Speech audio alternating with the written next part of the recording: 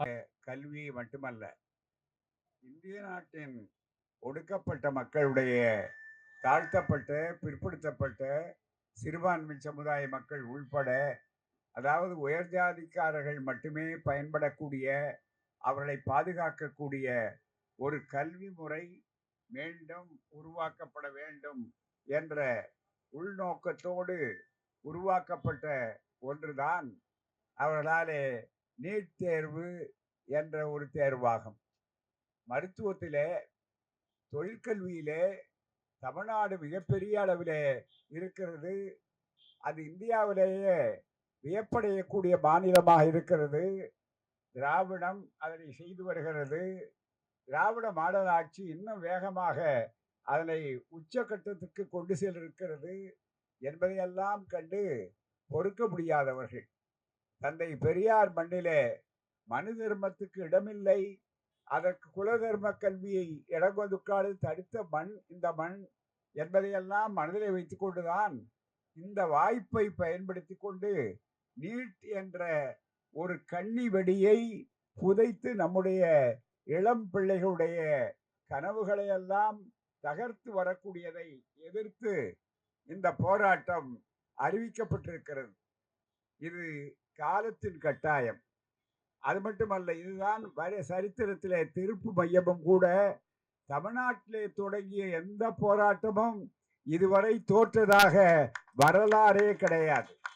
அது 1952 வகுப்பு வாரி உரிமை என்பதை ரத்து செய்கிறோம் என்று உச்ச நீதிமன்றமே தீர்ப்பு கொடுத்த பிற்பாடு கூட தந்தை பெரியாரும் பேரறிஞர் அண்ணா போன்றவர்களும் தனித்து திராவிட இயக்கம்தான் என்று இந்தியாவிலே, அதுவரை தமிழ்நாட்டிலே மட்டுமே இருந்த ஒரு சமூக நீதி இந்தியாவிலே, இந்தியா முழுவதற்கும் இருக்கக்கூடிய ஒடுக்கப்பட்ட மக்களுக்கு கிடைக்கக்கூடிய பரவலான பலன் கிடைத்தது. அப்படிப்பட்ட ஒன்று இப்போது அதை எதிர்நோக்கிதான் இந்த போராட்டம் அமைக்கிறோம் என்று சொன்ன நன்றாக புரிந்து கொண்டு, இங்கே அரசியலுக்கு அப்பாற்பட்டு அரசியல் நிலைப்பாடுகள் எல்லாம் ஒரு பக்கத்தில் இருந்தாலும் கொள்கை கூட்டணி என்பது மிக முக்கியம். கொள்கைக்காகத்தான் கூட்டணியை தவிர பதவிக்காக கூட்டணி அல்ல என்பதை உணர்ந்து திராவிடர் கழகம் வேண்டுகோள் விடுத்த நேரத்திலே இன்னொரு 2-3 நாளிலே நம்முடைய அதற்கு சிறப்பாக ஏற்று எல்லோரும் கலந்து கொள்ளுங்க. இது தமிழ்நாட்டில் சென்னை தலைநகரத்திலே மட்டும் நடைபெறவில்லை தோழர்களே. தமிழ்நாடு முழுக்க, சென்னையிலே தொடங்கி எல்லா இடங்களிலும் தொடங்கி, திருத்தணியிலே தொடங்கி கன்னியாகுமரி வரையிலே தமிழ்நாடு முழுவதும் நடப்பதிலே இங்கே எத்தனை கட்சிகள் கலந்து கொண்டிருக்கிறார்களோ அத்தனை தோழர்களும் அத்தனை கட்சிகளும் கலந்து கொண்டு போராட்டம் வெற்றிகரமாக நடந்து கொண்டிருக்கிறது. இந்த போராட்டம் இதோடு வெற்றி பெற்று வரக்கூடிய போராட்டமா என்றால் இல்லை. இந்த போராட்டம் ஒரு துவக்கமே தவிர இது முடிவல்ல. இனிமேல் போக போகக்கூடிய அளவிற்கு இது எத்தனை வேகப்படுத்தப்படுகிறது என்பதை எதிரிகள் முடிவு செய்ய வேண்டும், நாங்கள் அல்ல. அதுதான் மிக முக்கியம்.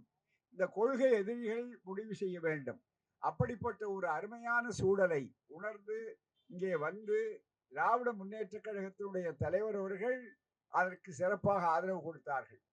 அதுபோலவே மிக முக்கியமாக இருக்கக்கூடிய அளவிலே மதிமுகவினுடைய தலைவர் அவர்கள் அங்கே வந்து சார்பார்கள். அதன் சார்பாக திராவிட முன்னேற்ற கழகத்தின் சார்பாக ஒரு அறிவிப்பை கொடுத்து அதற்கு சார்பாக இங்கே செய்தி தொடர்பு குழு தலைவராகவும் சீரிய கொள்கை வீரருமாக இருக்கக்கூடிய அருமை சகோதரர் டி.கே.எஸ். இளங்கோவன் அவர்களே, அதுபோல சிறப்பாக இங்கே திராவிட முன்னேற்ற கழகத்தினுடைய அரசியல் ஆய்வு மைய செயலாளர், மறுமலர்ச்சி திராவிட முன்னேற்ற கழகத்தினுடைய அரசியல் ஆய்வு செயலாளர் தோழர் ஆவடி அந்தரிதாஸ் அவர்களே, இந்திய கம்யூனிஸ்ட் கட்சியினுடைய தென் சென்னை மாவட்ட தலைவர் தோழர் எஸ்.கே. சிவா அவர்களே, அதுபோல சிபிஎம் அதனுடைய மத்திய சென்னை மாவட்ட செயலாளர் அன்புக்குரிய தோழர் ஜி செல்வா அவர்களே, இந்திய யூனியன் முஸ்லீம் லீக் தலைமை நிலைய செயலாளர் தோழர் கே.எம். நிஜாமுதீன் அவர்களே,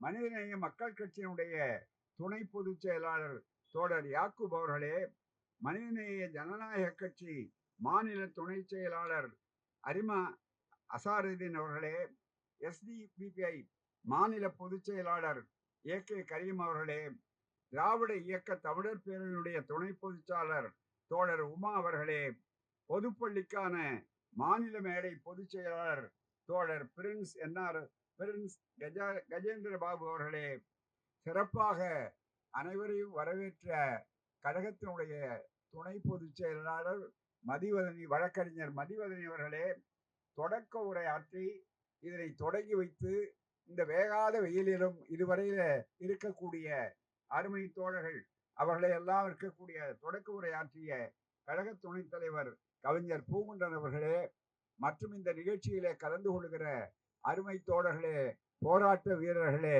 கட்சிகளுக்கு அப்பாற்பட்டு இவ்வளவு சிறப்பாக வந்து குழுமி இருக்கக்கூடிய ஊடக நண்பர்களே, உங்கள் அனைவருக்கும் என்னுடைய அன்பான வணக்கம்.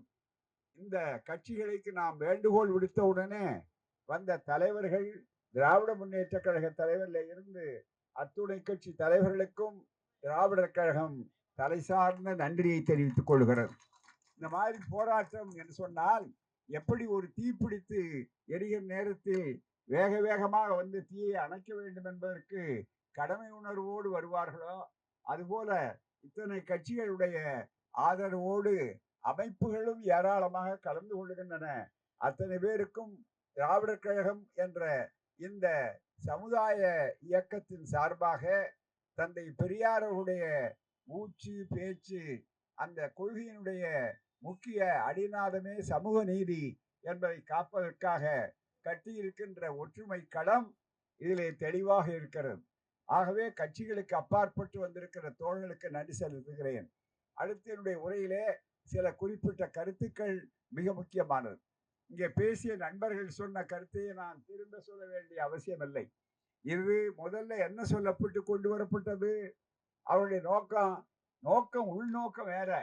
ஆனா வெளியில அவர்கள் சொன்ன கருத்து என்னன்னா, இதுவரையில ஊழல் நடந்து விட்டது. அது மட்டுமல்ல, வெளிப்படைத்தன்மை இல்லை. தகுதி திறமை உள்ள பாதுகா அதிக மார்க் வாங்கின பிள்ளைகளையே சேர்க்கணும். நான் என்னுடைய பிள்ளைய குறைஞ்ச இடத்துல போய் டாக்டர் ஆக்குவேனா என்னெல்லாம் விஷமத்தனமான ஒரு தவறான கொள்கையை அவர்கள் பரப்பினார்கள். நம்முடைய சில அறிவுஜீவிகள் இருக்கிறாங்க பாருங்க, அவங்க கூட ஏன் சார் அது ரொம்ப நல்லது தானே சார், நல்ல படிப்பு தானே சார் என்று வழக்கம் போல தங்களுடைய நுனிப்புல் மேய்கின்ற புத்தியை காட்டினார்கள். அதுதான் மிக முக்கியமானது. ஆனால் முதல்ல ஒன்று தெரிந்து கொள்ளணும், வள்ளுவர் சொன்னதை போல நோய் நாடி நோய் முதல் நாட வேண்டும். இது வெறும் மருத்துவ கல்விக்காக கொண்டு வரப்பட்டது அல்ல. மருத்துவ கல்விக்காக கொண்டு வரப்பட்டது நம்முடைய புற தோற்றம், அது வெளிப்படையானது. அடிப்படை தோழர் செல்வா போன்றவர்கள், அந்திரிதாஸ் அவர்கள் சொன்னதை போல, பாலாஜி அவர்கள் சுட்டிக்காட்டியதை போல, இது முழுக்க மீண்டும் மனு தர்மத்த ஆட்சியை உருவாக்க வேண்டும் என்பதற்காக எடுக்கின்ற முயற்சியினுடைய முன்னெடுப்பு, ஒரு வடிவம், ஒரு முகம், அவ்வளவுதான். எப்படி முதல்ல ஆச்சாரியார் இந்திய திணித்த நேரத்தில் 1938 ஆட்சியில வரும்போது என்ன சொன்னாருன்னா, முதல்ல நாங்க இந்திய கட்டாயப்படுத்துறோம்னா, லயலா காலேஜில் பேசும்போது சொன்னார், இந்திய கட்டாயப்படுத்துறோம்னா அது இப்ப இந்திய எதுக்கு வச்சிருக்கிறோம்னா இந்திக்காக இல்ல, அடுத்து சமஸ்கிருதத்தை கொண்டு வரணும், அதுக்கு வசதியா இருக்கணுங்கிறதுக்காக இதை கொண்டு வரணும் அப்படின்னு சொன்னோம். அது மாதிரி இந்த நீட் தேர்வு மருத்துவ கல்விக்காக மட்டுமல்ல, முதல்ல சொன்னார்கள் மருத்துவ கல்விக்காக என்று சொல்லி. ஆனா அதை அடுத்து பார்த்தீர்களானா நண்பர்களே, ஒரு அக்டோபஸ் என்ற எட்டுகால் பிராணி எப்படி கல்வியையே அப்படியே அழுத்தி போடுகிறதோ அதே போலத்தான் இதை ஆக்கினார்கள் என்பதற்கு உங்களுக்கு ஞாபகப்படுத்துறேன். ஏன்னா சில விஷயங்கள்ல இங்க தோழர்கள் மிக முக்கியமா எல்லாவற்றையுமே இங்க எடுத்து மற்ற தோழர்கள் சொன்னார்கள். நான் சொன்னதை பாலாஜி அவர்கள் அழகா சொன்னார். இங்க இருக்கிற பேச்சாளர்கள் மட்டுமல்ல, எதிரே உட்கார்ந்து இருக்கிறவங்க கூட பாத்தீங்கன்னா நீட் தேர்வுடைய கொடுமை தவறு சொன்னா சாதாரண ஆட்கள் கூட இப்ப சொல்ல ஆரம்பிச்சாங்க. தாய்மார்கள் சொல்றாங்க, ஏன்னா அனுபவிக்கிறாங்க. அதனால அவங்க மணிக்கணக்கா பேசிட்டு இருப்பாங்க. ஆனா இவ்வளவு நேரம் வெயில் இருக்கு, மற்றது இருக்கு, என்னுடைய பேச்சை கூட நீளக்கூடாது என்று நான் நினைக்கிறேன். அதனால விரிவாக சொல்ல வேண்டிய அவசியம் இல்லை. இது அறிவார்ந்த அரசாங்கம். ஊடக நண்பர்கள் இருக்கிறார்கள் பரப்புவதற்கு. அவர்கள் விருப்பப்பட்டால் பரப்புவார்கள், அவ்வளவுதான். அந்த மாதிரி இருக்கக்கூடிய அளவில் இருக்கக்கூடிய வாய்ப்பை பெறும்போது அப்படிப்பட்ட ஒரு சூழ்நிலை இருக்கிறது. எனவே தான் அந்த வகையில நீட் தேர்வு மட்டும் இங்க வரல. முதல்ல என்ன பண்ணாங்க, கொஞ்சமா கதவு திறந்து முதல்ல இந்த திருடன் உள்ள நுழைஞ்சு பார்க்கும்போது யாராவது இருக்காங்களான்னு முதல்ல ஒரு ஆள் வருவாங்க. அப்புறம் வரிசையா வர்றது மாதிரி இந்த மனு தர்மம் அமலாக்க வேண்டும். மனு தர்மம் என்ன? எதை கொடுத்தாலும் ஒடுக்கப்பட்ட மக்களுக்கு, தாழ்த்தப்பட்ட மக்களுக்கு, பெண்களுக்கு படிப்பை கொடுக்க கூடாது. அந்த மனு தர்மம் அரசியல் சட்டமாகவில்லையே. இந்த அரசியல் சட்டத்துக்கு பதிலாக டாக்டர் அம்பேத்கர், புரட்சியாளர் அம்பேத்கர் அவர்கள் எழுதிய இந்த அவருடைய முயற்சியினாலே உருவாக்கப்பட்ட அரசியல் சட்டத்துக்கு பதிலாக மனு தர்மம் தான் வந்திருக்க வேண்டும் என்று வெளிப்படையாக தங்கள் கட்சியினுடைய நிலைப்பாடாக சொன்னது RSS. அதை யாரும் மறுக்க முடியாது. அதைத்தான் இப்போது மீண்டும் மோடி ஆட்சியின் மூலமாக RSS செய்ய முனைகிறது. அதிலே மிக முக்கியமான குறிப்பு, அவருடைய குறியீடு, அவருடைய இலக்கு எது என்றால் கல்வித்துறை. ஏன்னா கல்வியை அழிச்சிட்டா எல்லாமே தீர்ந்தது. அதுதான் மிக முக்கியமானது. அந்த அடிப்படையில் வரும்போது நண்பர்களே, முதல்ல நீட் தேர்வுன்னு உள்ள நுழைஞ்சிருக்காங்க. அதுவே ஊழல், அதுவே சரியா நடக்கல. இப்ப நம்ம அதை பத்தி பேசிட்டு இருக்கிறோம். ஏன்னா அடுத்தது இந்த நீட் தேர்வுல அடுத்தது என்ன, முதல்ல MBBSக்கு ஆரம்பிச்சாங்க. அடுத்தபடியா எந்த கட்டம் போனாங்க, பிஜி. தோழர்கள் சொன்னாங்க இங்க, அது வந்த உடனே பிஜி போஸ்ட் கிராஜுவேட் மேற்பட்ட படிப்புக்கு போனாங்க. அப்புறம் அதுக்கு மேல எம்டி, அது மாதிரி இருக்க சூப்பர் ஸ்பெஷாலிட்டி, அதை தாண்டி போனார்கள். அதையும் தாண்டி ஆகவே எல்லாத்துலேயும் முழுக்க முழுக்க இந்த அக்டோபஸ் மாதிரி உள்ள நுழைஞ்சி, ஒட்டகம் உள்ள நுழைஞ்ச மாதிரி மற்ற மாதிரி மிகப்பெரிய ஆபத்தை உண்டாக்கி நீட் யூஜிசி. அதுக்கடுத்து நீட்ல வந்த உடனே மேற்பட்ட படிப்பு வந்திருக்கிற போது மேற்பட்ட படிப்புல தகுதி என்ன வந்தாங்கன்னா, சுப்ரீம் கோர்ட்டே கேட்ட கேள்வி சாதாரணம் அல்ல. என்னன்னா, அப்ப 0 இருந்தாலும் பரவாயில்ல, அப்போ தகுதி திறமை வெட்கத்தோட நீயே ஒப்புக்கொண்டு விட்டார்கள், நீங்களே ஒப்புக்கொண்டு விட்டீர்கள், தகுதி திறமை தோல்வி. அவர்களே சொல்றாரு, 0 மார்க் வாங்கினா கூட பிசியில சேர்க்கலாம், அந்த தகுதி திறமை வாய்ப்புகள் வந்திருக்கிறது சொல்லி முதல்ல அவர்கள் சொன்னதை, அவர்கள் வாந்தி எடுத்து அவர்கள் உண்டதை அவர்களே எடுத்து சாப்பிடுற மாதிரி அசிங்கமா ஏற்படும். அதை மறுக்க முடியுமா? இரண்டாவது, அந்த நீட் தேர்வுல இருந்த உடனே சட்டக்கல்லூரிக்கு வந்தாங்க. சட்டக்கல்லூரிக்கு வந்த உடனே கிளாட், CLAT கிளாட், அப்புறம் அது இன்னொன்னு ALAT லெட். சட்டக்கல்லூரிக்கு தொழிற்படிப்பு ஒன்னொன்னா வருது பாருங்க, மருத்துவம், அப்புறம் இது. அதுக்கு அடுத்தது பாத்தீங்கன்னா பொதுக்கல்வியில நுழைஞ்சாங்க. பொதுக்கல்வியில என்ன, நீட்டுக்கு அடுத்தது கியூட், அதுதான் மிக முக்கியம். சாதாரண BA MA இந்த மாதிரி கல்லூரிக்கு போறதுக்கு முன்னால கியூட் எழுதணும். அப்புறம் எதுக்கு மிக முக்கியமா +2 படிப்பு இதுக்கு, அதுக்கு எதுக்காக மேல்நிலை பள்ளிகள், எதுக்காக உயர்நிலை பள்ளிகள், இது அத்தனையும் அறிவார்ந்த கேள்விகள். ஒழுக்கம் உள்ளவர்களாக இருந்தால் பதில் சொல்ல வேண்டும் இதற்கு நேராக. இது ஏதோ நமக்கு இல்லை, பெற்றோர்களுக்கு கவலை இல்லை. பல நேரங்களிலே அவர் பெற்றோர்களே இந்த தூக்கில் தொங்கின தற்கொலை செய்து கொண்ட ஆபத்து இந்த தேர்விலே உண்டு. நீட் தேர்வினால கொடுமையாக நினைப்பதற்கு சொன்னார் சகோதரர் TKS இளங்கோவன் அவர்கள், அருமையாக சொன்னார். இதோட கொடுமை வேற உண்டா என்று அவர் சொன்னார்கள். கியூட் தேர்வு. அப்புறம் எதுக்கு அதை எடுக்கணும்? அப்புறம் +2 படிச்சதுக்கு என்ன மரியாதை? எதுக்கு 12 ஆண்டு? வெறுமே நேரடியா கோச்சிங் சென்டருக்கு அனுப்பிச்சு கோச்சிங் சென்டருக்காரே டிகிரி கொடுத்துட்டு போலாமே, மிக முக்கியமா. ஆகவே அந்த ஆபத்து. அதுக்கு அடுத்தது மேட், CMAT என்று சொல்லக்கூடிய மேனேஜ்மெண்ட். அதுக்கடுத்து JEE என்ஜினியரிங்கையும் விட்டு வைக்கல, பொறியியல் துறை. ஆகவே JEE அட்வான்ஸ் ஃபார் IITன்னு ஒண்ணு இருக்கு. அது என்னன்னா இந்தியன் இன்ஸ்டிடியூட் ஆஃப் டெக்னாலஜின்னு அதுக்கு பேர் சொல்லுவாங்க. ஆனா அது ஐயங்கார் டெக்னிக்கல், அவ்வளோ அது வேற ஒண்ணுமே கிடையாது. முழுக்க முழுக்க அது மனு தர்மத்தினுடைய பெரிய அது வேற ஒண்ணுமே இல்லை. ஆகவே அதற்கு ஒரு சாதாரண, அது நிகர்நிலை பல்கலைக்கழகங்கள்ல அது ஒரு நிகர்நிலை பல்கலைக்கழகம். அப்படிப்பட்ட சூழ்நிலை. அதற்கடுத்தது அது மட்டுமல்ல, கேட் தேர்வுன்னு நீட்டு கேட்டு, அதுக்கு அடுத்தது கேட் தீர்வு என்று என்ஜினியரிங் துறையில. அப்புறம் கட்டடக்கையல், கட்டடவியல் இருக்கு பாருங்க. அது எல்லாம் கட்டடம் இப்ப ஏராளம். நிறைய இப்போ ஆர்கிடெக்சர் படிக்கிறாங்க. அந்த ஆர்கிடெக்சர் எடுத்தா அதுலயும் நேட்டா, NATA என்று சொல்லக்கூடியது. ஆக ஐசர், பிஎஸ், எம்எஸ், நெக்ஸ்ட், எம்எஸ்சி என்று டிசைன், ஃபேஷன் டெக்னாலஜில NIFT, இப்படி எல்லா துறைகளிலும் அதனுடைய நுழைவு வாயில் மாதிரி வெளியே தெரிகிறது. இப்ப அதிகமான மக்கள் மத்தியில விவாதங்கள் இது மட்டும்தான்.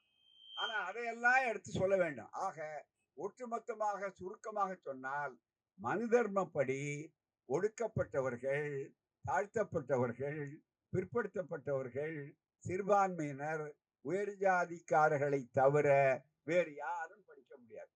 அதுக்காக தான் அரசியல் சட்டத்தினுடைய அடிப்படை தகுதியையே குறைத்து என்ன செய்தாங்கன்னா, அங்க 15 நாளுக்கே ஒரு தவறான விளக்கம் கொடுத்தாங்க. அந்த தவறான விளக்கம் என்னன்னா, ஏழைகளுக்கு இடஒதுக்கீடு 10% சொல்லி உயர் ஜாதிக்காரனுக்கே கொடுக்கக்கூடிய அளவிற்கு, அதுக்கு நீதிபதிகள் மற்றதுக்கு போனா கேட்பாங்க. மற்றவங்களுக்கு இடஒதுக்கீடு போட்டா உயர் நீதிமன்றத்துல, உச்ச நீதிமன்றத்துல போனா have you got reliable quantum, ஆமா ஆமா மிகப்பெரிய அளவு குவான்டிஃபைடு டேட்டா இருக்கா, அந்த வார்த்தை அவங்க சொல்றது குவான்டிஃபைடு டேட்டா அப்படின்னா இதெல்லாம் கணக்கு எடுத்திருக்கீங்களான்னு. ஆனா 10% மட்டும் அந்த கேள்வி கிடையாது. 10 ஆகவே எவ்வளவு பெரிய சூழ்ச்சி, தொடர் சூழ்ச்சியாக, ஒன்றுக்காக மட்டுமல்ல நண்பர்களே. இந்த இயக்கம் போராடுவது பெற்றோர்கள் நமக்கு எதிர்காலத்தையே இருண்ட காலமாக ஆக்கி வைப்பதற்கு முன்னோட்டம்தான், அடிப்படைதான் இந்த நீட். எனவே நீட் தேர்வு என்பது முற்றாக வேரோடும் வேரடி மண்ணோடும் ஒழிக்கப்பட வேண்டிய ஒன்றை தவிர இதிலே காம்ப்ரமைஸ், இதிலே சமாதானம், இதிலே சமரசம் எதுவும் கிடையாது என்பதை நீங்கள் நன்றாக நினைத்து பார்க்க வேண்டும். அது மட்டுமல்ல நண்பர்களே, இன்னொரு பெரிய ஆபத்து நடுவிலே வந்திருக்கிறது. என்ன அந்த ஆபத்து என்று சொன்னால், மிக முக்கியமான, நீங்கள் கவனிக்க வேண்டும். அதாவது பல்கலைக்கழகங்கள், மிக முக்கியமான நடத்தி கொண்டிருக்கிற பல்கலைக்கழகங்கள் தான் அவர்களுடைய வாய்ப்பு. மிக முக்கியமாக அந்த பல்கலைக்கழகங்களே இப்போது தேவையில்லை. பல்கலைக்கழகங்கள் தேவையில்லை. அதற்கு பதிலாக எங்கள் மத்தியிலே தான், வாங்க வாங்க வாங்க,